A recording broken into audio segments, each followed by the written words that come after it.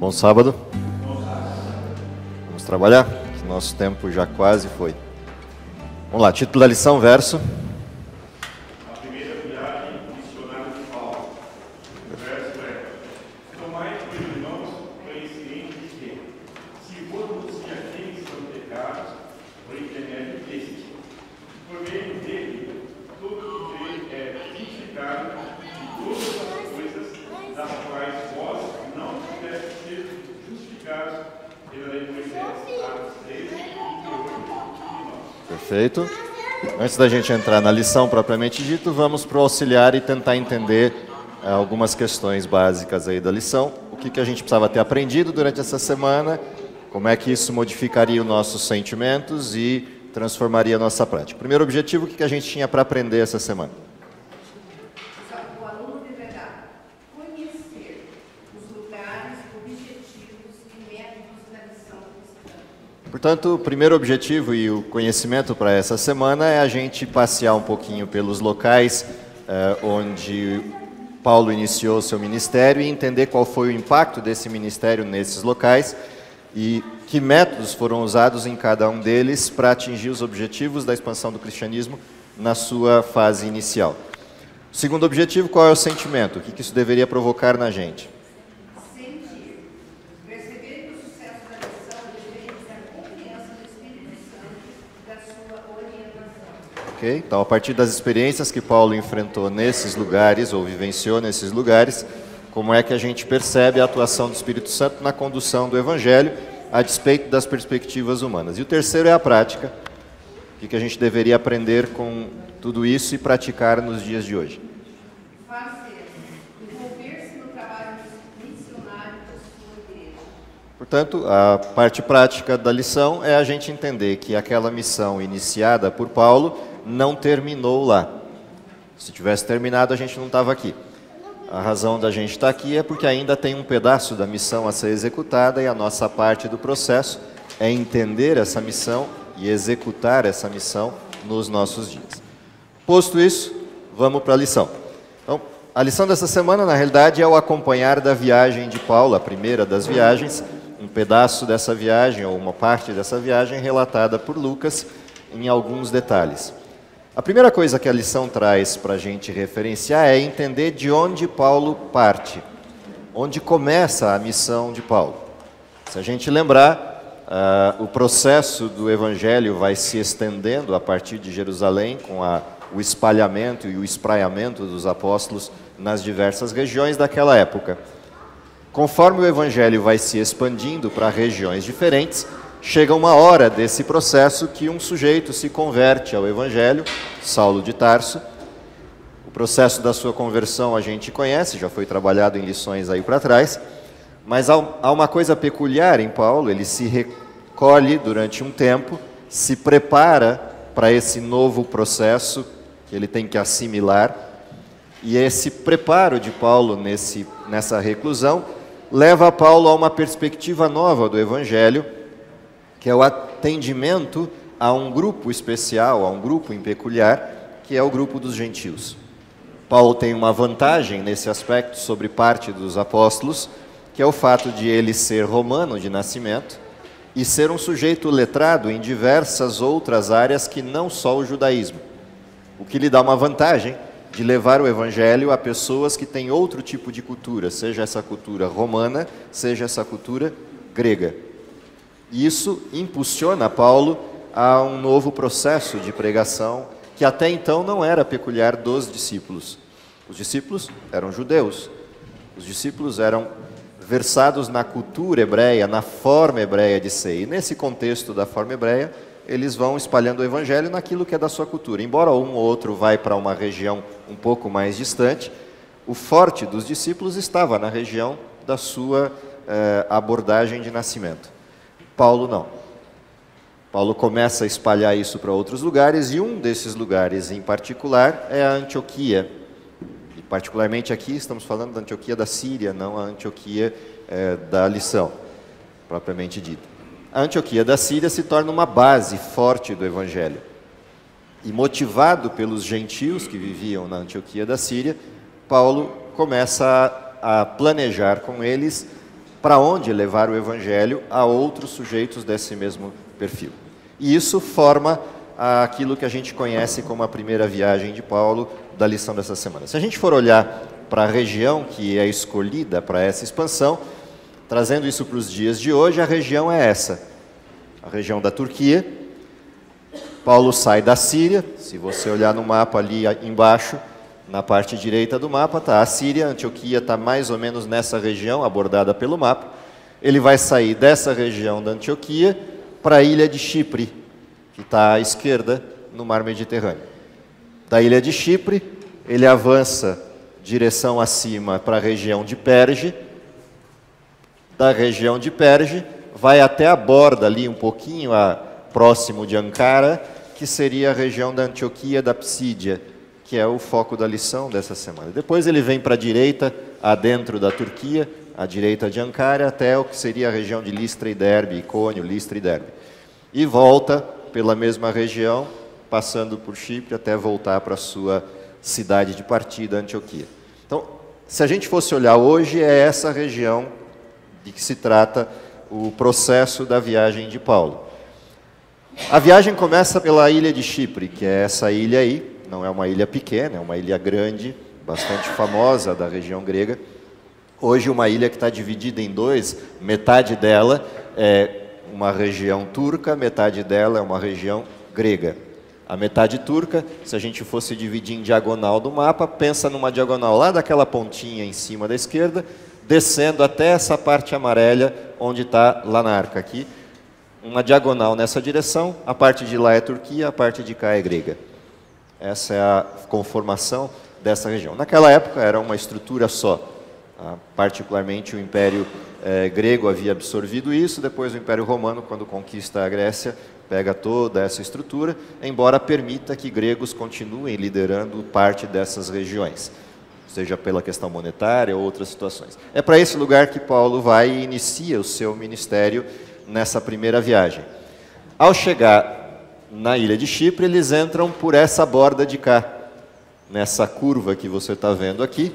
Essa curva que você está vendo é a região dessa Salamina, dita aí no texto, hoje com outros nomes. Ali eles aportam e começam a pregação do Evangelho. O que é peculiar na forma como Paulo começa a pregação do Evangelho em cada um desses lugares que ele vai chegando e que tem judeus presentes naquela região. Ele começa a sua pregação alcançando esses judeus, chegando até onde esses judeus estão e visitando sinagogas judaicas. E nessas sinagogas judaicas ele começa uma pregação muito precisa sobre as profecias que apontavam para o Messias, prometido para os judeus. E ele resgata essas profecias para dizer para eles algo que talvez eles não soubessem, com certeza não soubessem. O Messias já veio. Então imagina você ser um judeu, com todas as suas esperanças voltadas para a vinda do Messias, e alguém vir contar para você que o Messias já veio, e você, por estar longe de Jerusalém, não ficou sabendo da notícia. E ele traz a boa nova de que o Messias veio e trouxe salvação. Por uma série de razões, talvez as principais, a forma como Paulo conseguia pautar o desenho histórico profético, pela sua profundidade, pela sua forma de estudo, pela maneira como ele tinha sido educado na sua parte inicial da vida, ele consegue convencer as pessoas de que a mensagem tem sentido, de que de fato o Messias já veio. E isso causa uma comoção entre as pessoas que ouvem a sua mensagem em cada um desses lugares onde ele passa, nesse primeiro momento de abordagem. Mas o que se percebe logo em seguida, quando ele começa a ampliar a tese? Paulo pega essa mesma estrutura que leva à condução da vinda do Messias e mostra o que o Messias modifica na perspectiva do judaísmo. E em vários lugares isso produz um efeito muito bom, mas não sempre. Ora que os judeus começam a se dar conta de que a retirada de alguns paradigmas culturais judaicos, e principalmente o paradigma nacionalista judaico, não é mais uma coisa presente na forma cristã deste Messias, começam as divisões. É como se alguém chegasse hoje, guardadas as proporções do que eu vou dizer, imagina alguém chegando hoje dizendo para você que Cristo já veio, que o Cristo que a gente espera voltar, já voltou. E começa a traçar todo um desenho profético sobre isso, com uma solidez tão grande que você fala, não, faz sentido. Mas aí essa pessoa começa a dizer para você, olha, esse Cristo veio, mas essa questão que vocês hoje estão preocupados, que é observar o sábado, esquece, esse Cristo já mostrou que isso não faz sentido. A abordagem agora é outra. Olha, essas coisas que vocês têm a respeito da alimentação, esquece, isso não faz mais sentido. A abordagem agora é outra. Pensa na sua cultura de hoje, como é que você encararia essa fala. E aí a gente começa a entender um pouquinho da mentalidade do povo judeu daquele tempo. Quando Paulo começa a traçar a perspectiva do cristianismo à luz do que Cristo apresentou, esse é o impacto. Há de se entender por que alguns judeus inicialmente começam a se desestabilizar no modelo. O problema é que quando eles se desestabilizam, em vez de eles se voltarem ao texto para verificar se o que Paulo está dizendo é verdade, eles dão margem a outro tipo de abordagem, que é o sentimento. E o sentimento passa a falar mais alto do que a investigação do texto. Esse é o problema com os judeus naquela época. Se eles tivessem ido à Bíblia, tivessem ido ao texto para verificar se o que Paulo estava dizendo era verdade, eles provavelmente não teriam agido como agiram. O fato é que em vários desses lugares essas coisas começam a acontecer. Na visita a Chipre, as coisas funcionaram relativamente bem na abordagem do Evangelho. Os gentios receberam com bastante alegria a mensagem, os judeus aparentemente também sem grandes resistências, embora uma ou outra situação sempre ocorresse. Mas quando ele resolve subir a viagem e atravessa o mar Mediterrâneo e chega à costa sul do que hoje é a Turquia, na região de Perge, ali começam alguns enfrentamentos que assustam um dos sujeitos que estava na viagem. Um garoto, um jovem chamado João Marcos, se assusta com tudo aquilo e com o impacto desse processo e resolve juntar as malas e voltar para Jerusalém. Isso vai causar uma verdadeira celeuma entre os dois sujeitos líderes do processo ali, Barnabé e Paulo, em função de que Paulo não aceita essa desistência de João Marcos. E ele toma isso como falta de fé e como uma birra pessoal.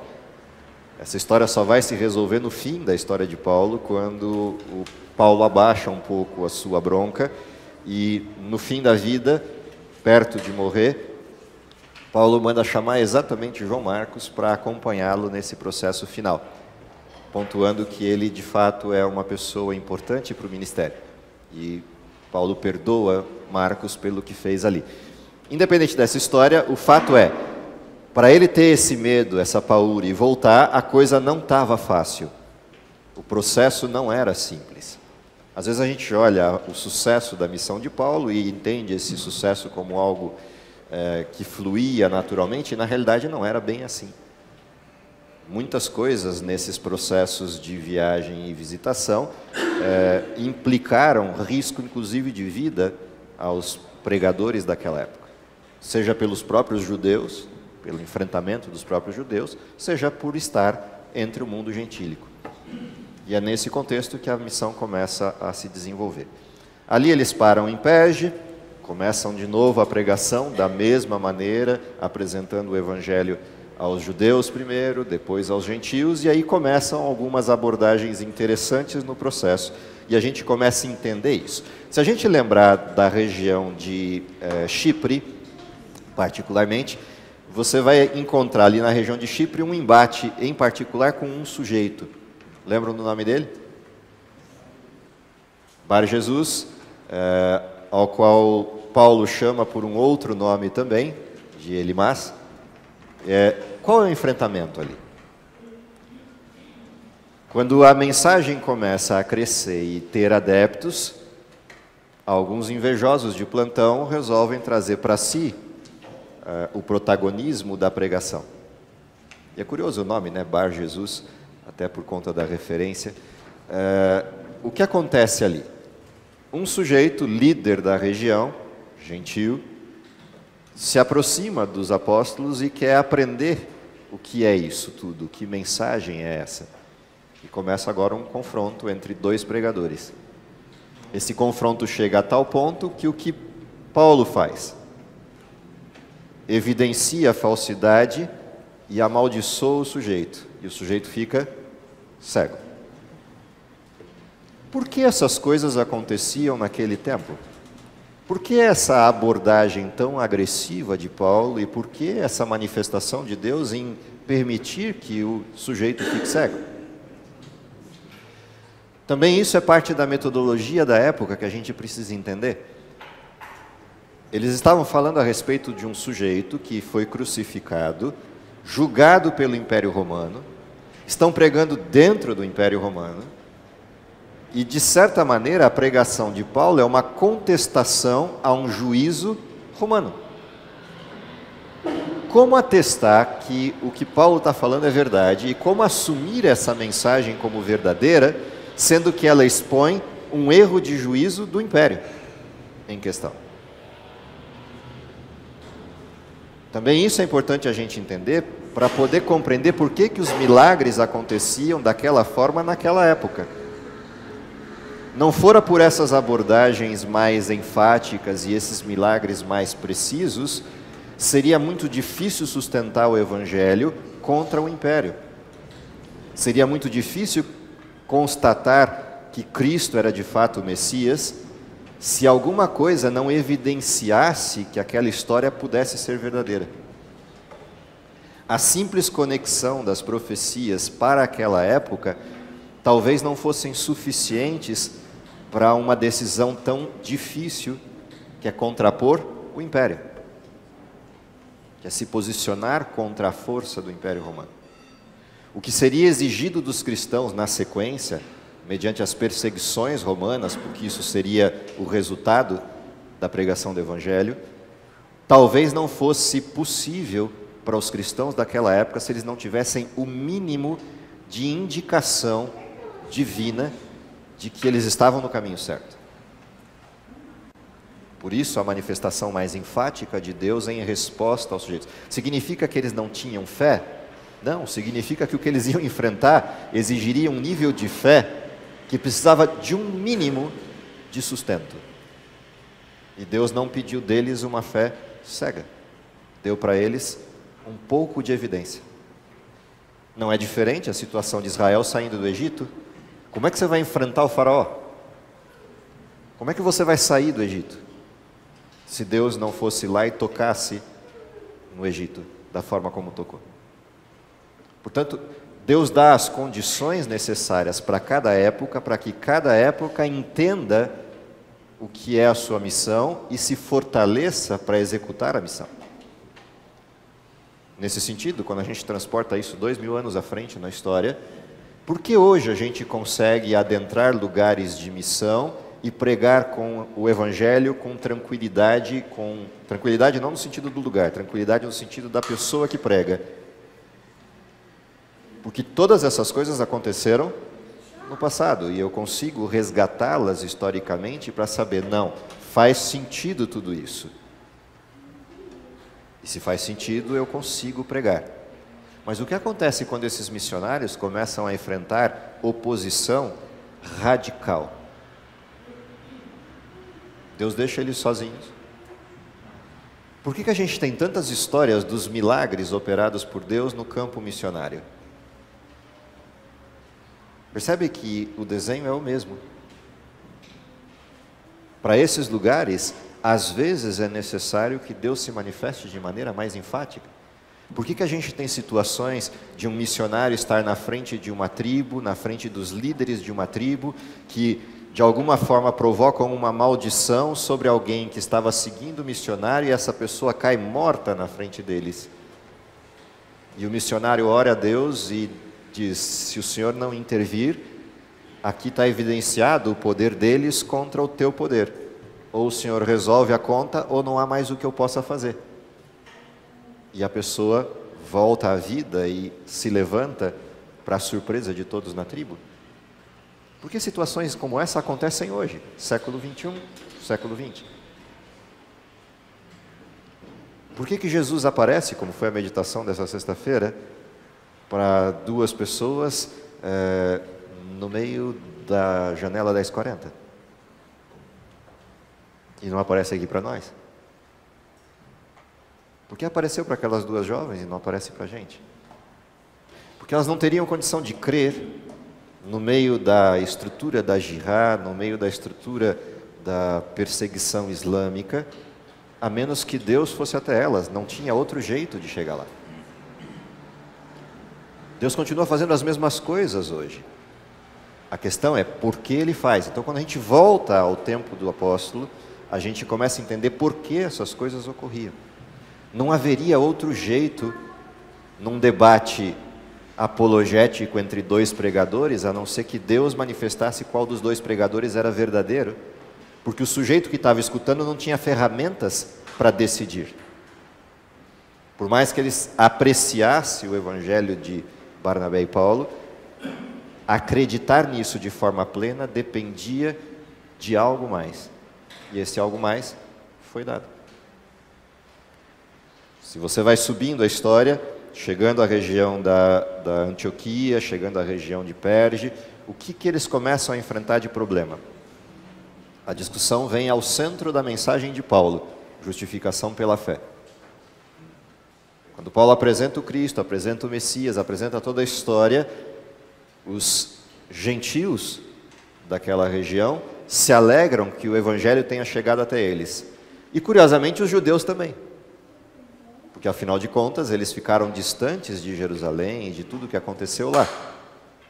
A ideia de que o Messias tenha vindo e de que o Messias tenha apresentado o evangelho a todos eles, agrada a todos.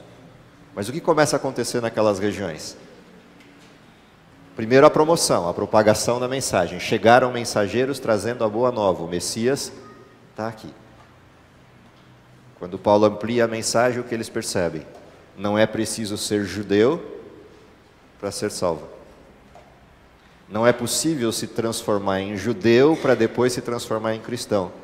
Você pode ir direto de gentil a cristão. Portanto, não preciso mais do judaísmo e não preciso mais da autoridade judaica. Qual o resultado disso? Ciúme. Os mesmos judeus que fizeram propaganda para encher o auditório em que os apóstolos pregariam, são os judeus que ficaram enciumados quando perceberam que o auditório encheu e todo mundo aceitou a mensagem. E principalmente, aceitou a mensagem sem precisar ser judeu. Isso gerava concorrência de autoridade. Em lugar de eles se transformarem em cristãos e perceberem que o cristianismo era a nova mensagem a ser pregada, eles queriam manter o judaísmo e a necessidade de que as pessoas se tornassem judias. E isso para eles era mais enfático do que a salvação. Se você vem para o século 21, não é a mesma coisa. O que alguém precisa para ser salvo? Aceitar a Cristo ou uma religião? Pode não dar tempo da pessoa aceitar a religião e ainda assim ser salva. Portanto, a primeira parte do evangelho a ser pregado não é a religião nem os costumes dela. A primeira parte a ser pregada é Cristo e esse crucificado. É a mesma mensagem. Isso significa que a gente tem que abrir mão das doutrinas bíblicas? Não, só significa que isso tem um tempo certo para ocorrer. A primeira coisa a ocorrer é a pregação de Cristo. A segunda é exemplificar como Cristo é. Pregar doutrina é fácil, porque você pega um código e uma lista de estudos bíblicos e vai pregando. Agora, pregar de forma viva o evangelho não é tão simples assim. Uma pessoa estará disposta a seguir doutrina se encontrar um cristão verdadeiro. Mas talvez não seja tão simples uma pessoa aceitar uma modificação tão radical na vida se ela não vê essa modificação em quem está pregando. Portanto, há uma ordem certa para as coisas.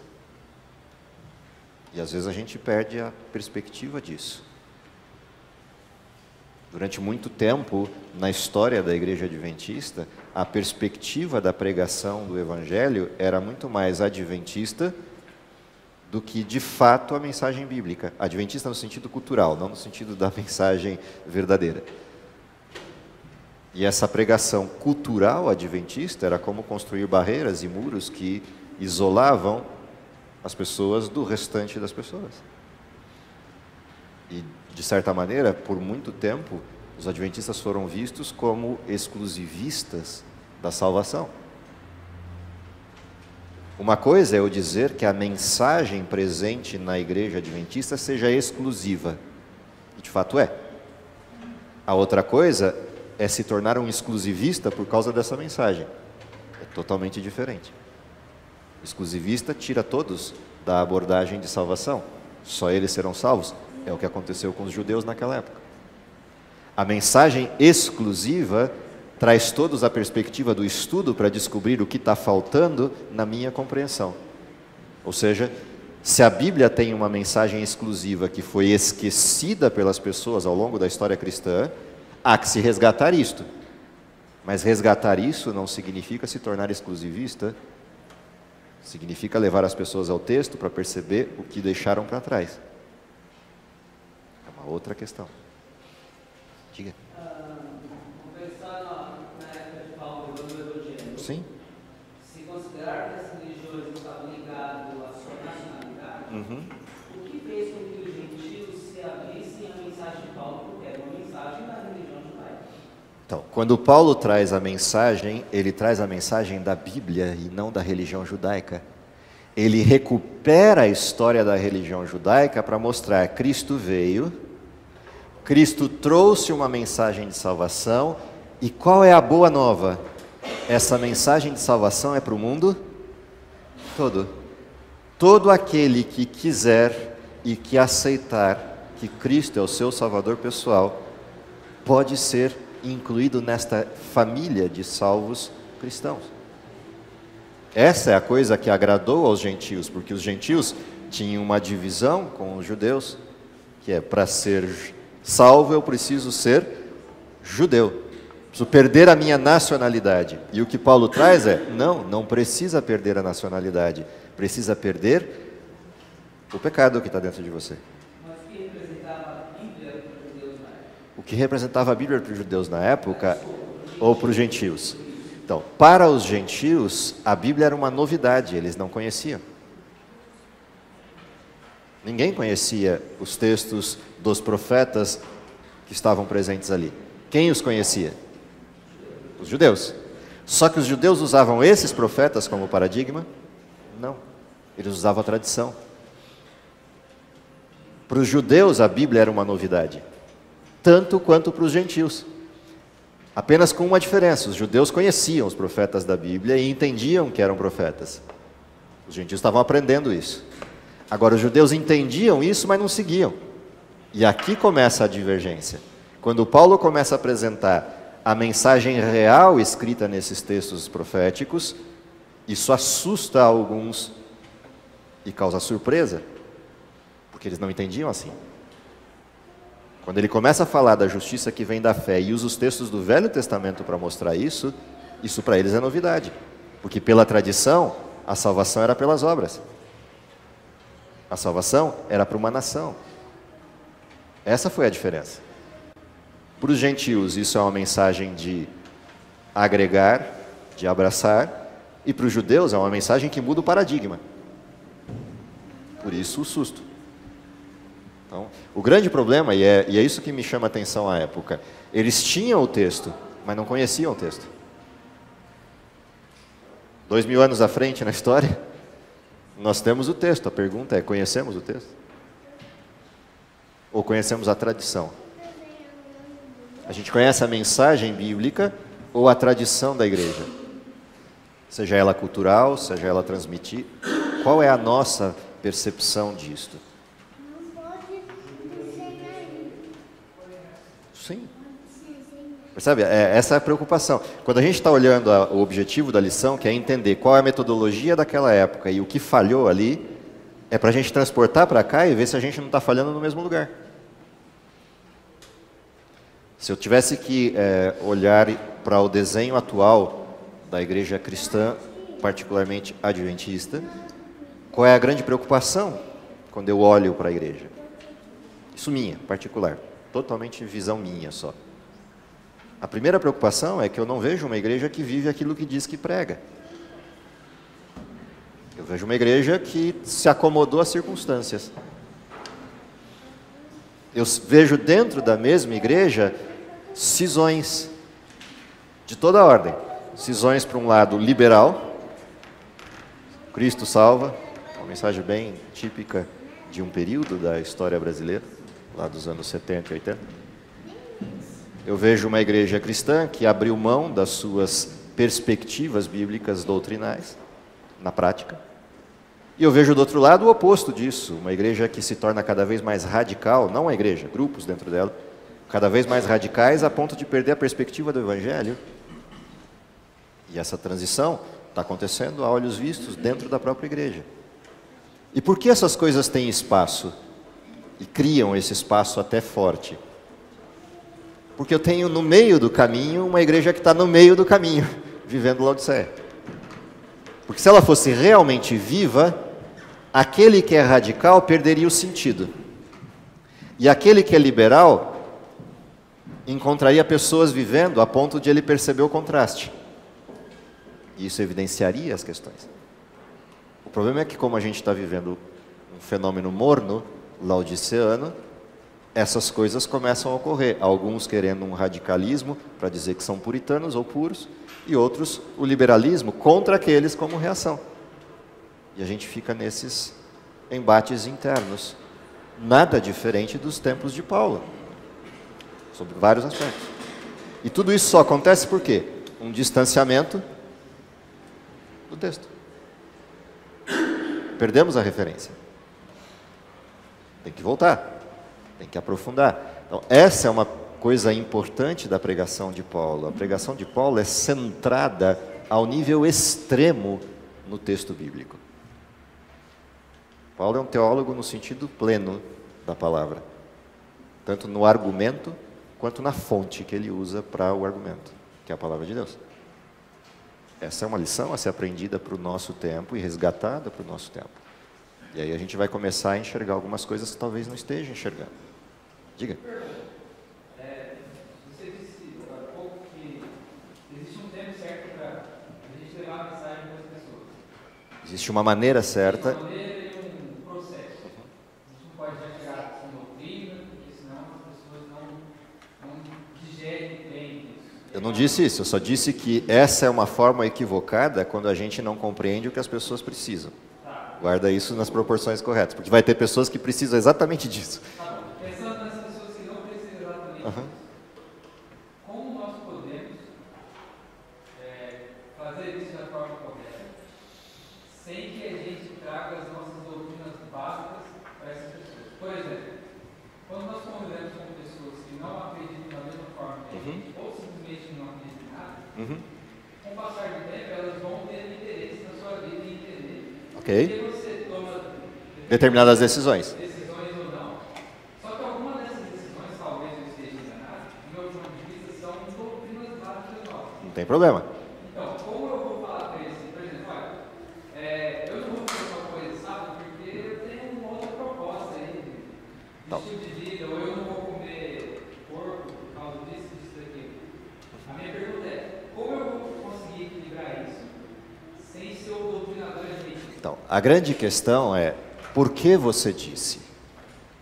Percebe que você só disse essas questões porque você foi provocado a algo. Ok?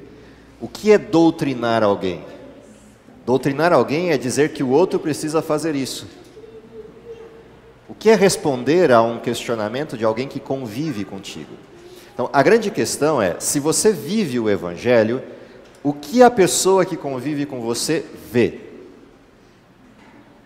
Doutrinas ou coerência? Se a pessoa observar você e ela vê coerência, integridade, estabilidade, permanência, o que o mundo mais precisa hoje? Pega todas as discussões que existem no mundo hoje. Qual é a grande dificuldade do momento que a gente está vivendo no país hoje, por exemplo? Você tem 13 indicações e não encontra consistência ou coerência em nenhuma delas. Porque ou o sujeito diz uma coisa e faz outra, ou esconde o que faz para que ninguém veja e depois descobrem, ou proclama que vai fazer algo, mas está fazendo o oposto na história pregressa. Você não vê coerência. A primeira coisa que traz a pergunta é: por que você é diferente? Se esta for a motivação da pergunta, o que você vai responder já não é a parte que importa. Não no sentido de que não é importante a resposta, mas é que a motivação da pergunta foi perceber uma diferença que eu não vejo em outro lugar. E eu quero saber por que você é diferente. Aí você fala: eu sou diferente por causa disso. Eu não faço isso por causa disso. Mas isso é esquisito? Sim, é esquisito, eu entendo isso. Mas eu entendo também que eu fui criado por um Deus que me deu esse paradigma de vida e disse o que é melhor para mim. Por que eu não deveria acreditar em alguém que esteve disposto a morrer por mim? Por que eu não deveria acreditar em alguém que antes que eu pudesse conhecê-lo, entendendo que eu precisava de algo, fez, independente se eu ia responder sim ou não? Percebe? Eu começo a mostrar a motivação pela qual eu faço. Uma coisa é a doutrina vazia, a outra coisa é a doutrina oriunda de uma pessoa que eu aprendi a amar. E que escolheu algo para eu fazer que não é para o meu mal, é para o meu bem. E lembrar de que eu tenho que parar a resposta exatamente no limite da pergunta, não preciso avançar. No tempo certo, a pessoa vai perguntar outra coisa, e outra coisa. O que eu preciso é viver com ela. Este é o sentido da mensagem de Mateus 28. Portanto, ide ao mundo, façam o quê? Preguem o Evangelho. É isso que está lá? Façam discípulos. O que é fazer discípulo? Convive com alguém a ponto de ele querer te imitar. Porque ele viu algo que é interessante em você. Depois que você fez discípulo, essa pessoa vai querer saber por que você é diferente. Você vai apresentar quem para ela? A pessoa que te modificou. Qual é o resultado de encontrar a pessoa que te modificou? Ide por todo mundo, fazei discípulos, batizando-os em nome de quem? Aí o que tem na sequência como responsabilidade? E ensinando-os a guardar toda a verdade. Em algum momento da história a gente inverteu a ordem das coisas. Não me pergunta por quê, porque eu também não sei, eu só sei que está invertido. A gente parou de fazer discípulo, a gente se concentrou em pregar, e pregar não é pecado e nem errado, mas a gente se concentrou em pregar antes de fazer discípulos, antes de viver o Evangelho, a ponto de que as pessoas vissem o Evangelho vivo em nós. E a gente parou de acompanhar as pessoas para ensiná-las toda a verdade.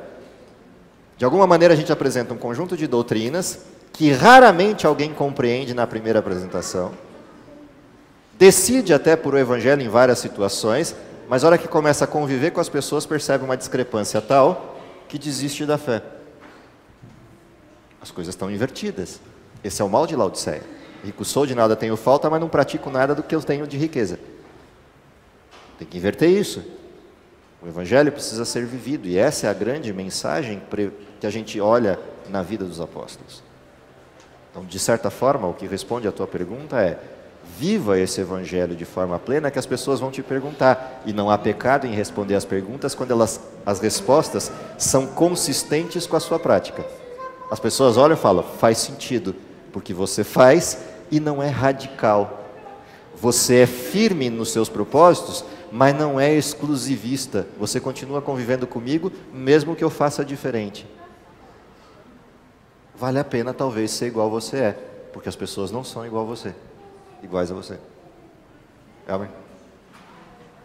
O favorito sempre diz o seguinte: o resultado tem que ser diferente, não tem que ser excessivo nem chato. Sim. Muitas vezes nós somos chatos e esquisitos. Mas não diferente. Achando que somos diferentes.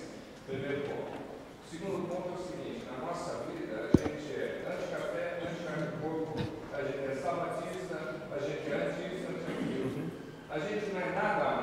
Sim. A gente é anti, a gente é chato, Sim. a gente é ruim. O meu filho, o Renan, é cirurgião, essa semana ele conversou comigo e falou, pai, tem uma técnica de enfermagem lá no hospital, toda animada feliz, porque ela foi para Campos do Jordão há umas 3, 4 semanas atrás com um rapaz que ela conheceu pelo sei lá, Sim. por uma vida social. Ela estava feliz porque ela passou o final de semana maravilhoso com ele lá, só que agora ela estava preocupada, ela veio conversar com ela da dentista, que agora o rapaz falou que não quer que ela pague o shopping no sábado, não quer que ela compre no sábado, não quer que faça as coisas no sábado, porque é dentista e essas coisas não deve se fazer no sábado. Daí ele falou, mas para um pouquinho, vocês foram no final de semana, para jogar um pouco legal? Sim. Entendeu? Então, a gente pega algumas coisas do sábado e tal, só que assim, no final de semana com a menina e fica à vontade, tá? Então esse é o nosso problema. Hoje, nós não somos diferentes, nós somos chatos. Entendeu? Hoje nós somos decisivos. A gente não vive o Evangelho. Cristo não está dentro de nós. O restante das doutrinas são todas corretas e são necessárias, mas elas são consequências de uma vida. Agora, quando eu apresento um pacote e eu não mostro que ele tem essa essência, a minha religião é vazia. E ao invés de atrair, ela cria... Exclui as pessoas, exatamente. O grande problema é o que está no centro do Evangelho. Se no centro do Evangelho está uma pragmática desprovida de conteúdo primário, Cristo, essa pragmática... Quando você tiver conteúdo e você atrair a pessoa, tudo que você apresentar a essa pessoa vai ser mais atrativo. Nunca o Sim, ele vai ser lido a partir de você e não a partir do conteúdo. Essa é a questão. Esse é o Evangelho de fato. Okay? Diga.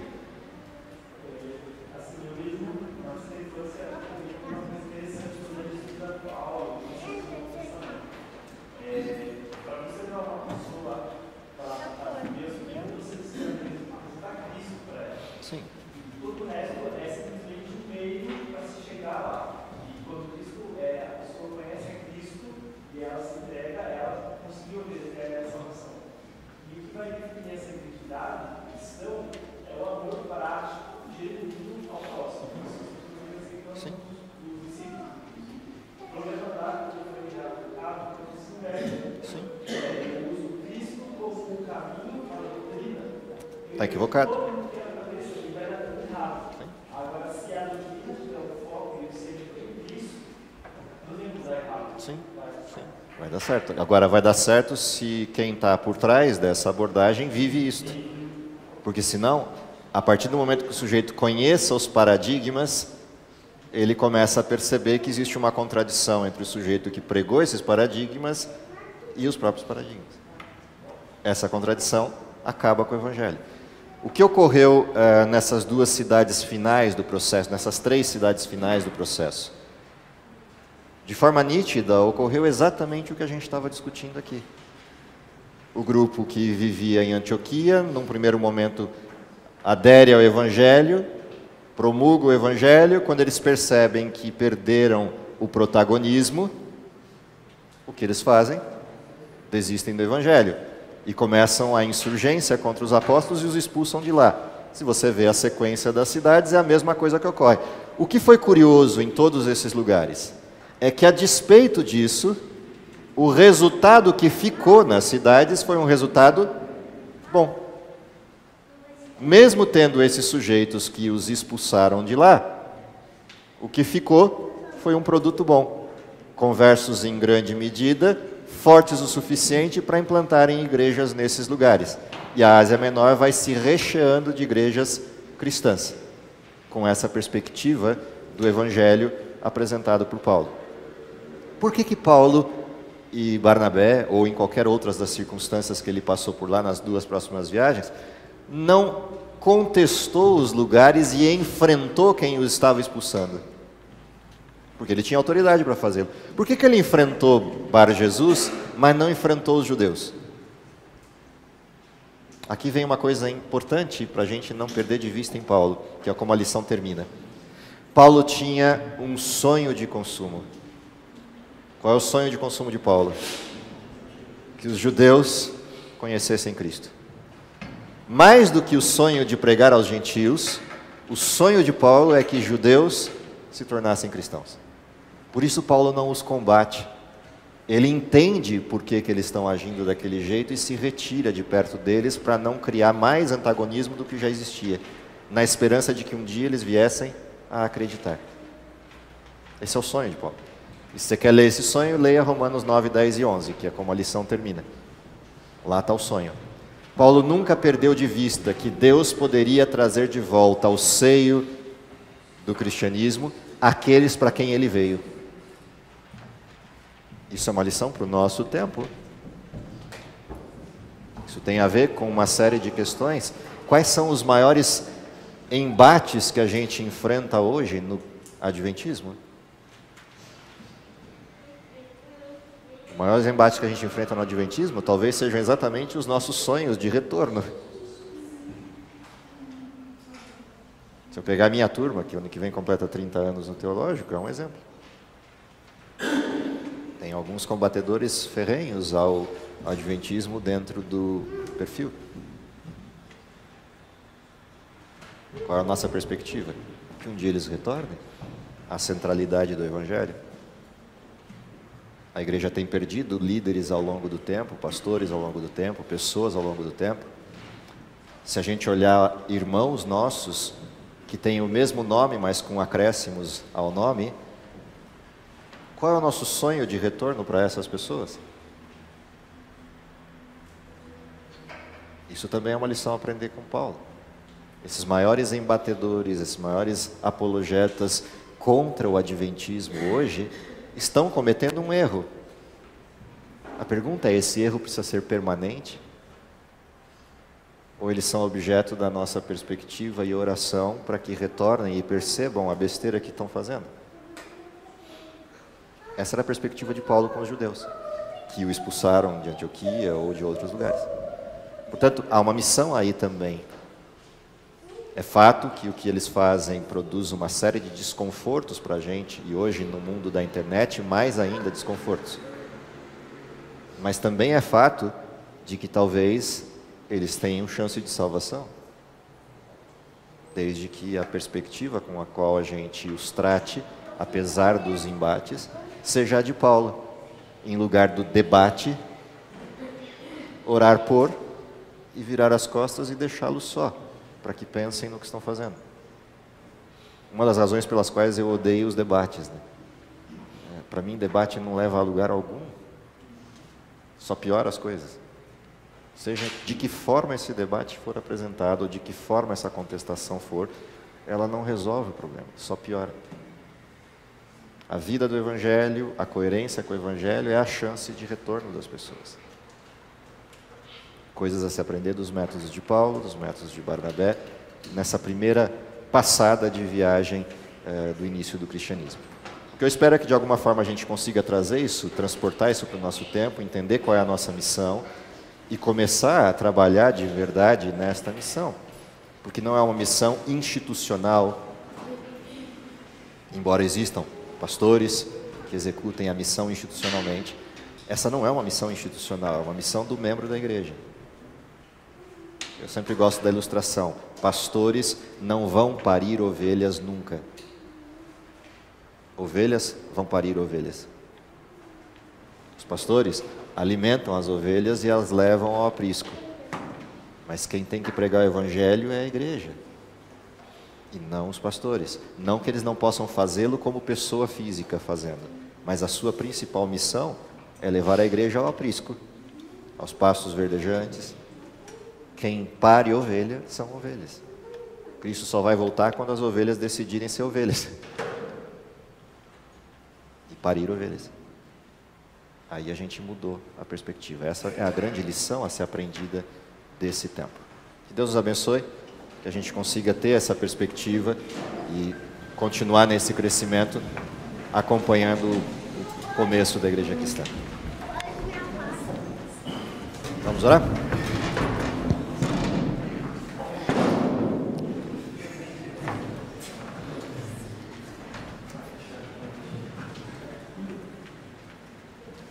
Querido Pai, está nos céus, te agradecemos pelo dom da vida, te agradecemos pela história do passado que nos dá uma perspectiva correta, adequada, precisa de como tu atuaste no passado, ajudando os apóstolos e a igreja no início da mensagem cristã.